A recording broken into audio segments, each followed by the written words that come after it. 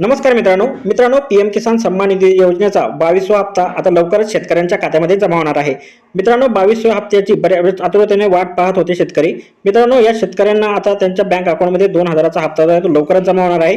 या संदर्भातली तारीख सुद्धा मित्रांनो जाहीर करण्यात आलेली आहे आणि मित्रांनो या तारखेला सर्व जे पात्र शेतकरी आहे त्यांच्या खात्यामध्ये 2000चा मेसेज लवकरच येणार आहे।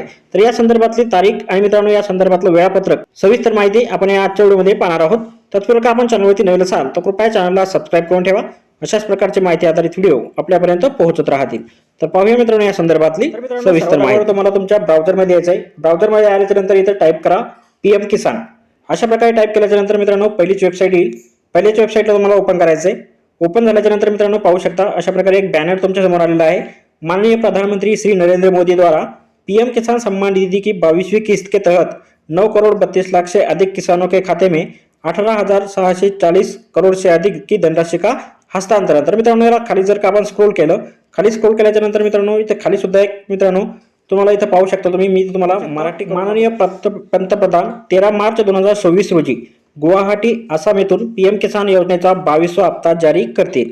तर मित्रांनो अशा प्रकारची इथे नोटीस सुद्धा या वेबसाईटला लागलेली आहे। तर भेटूया मित्रांनो पुढच्या व्हिडिओमध्ये अशाच एका नवीन माहितीसह। तोपर्यंत व्हिडिओ आवडल्यास व्हिडिओला लाईक आणि शेअर करा। धन्यवाद।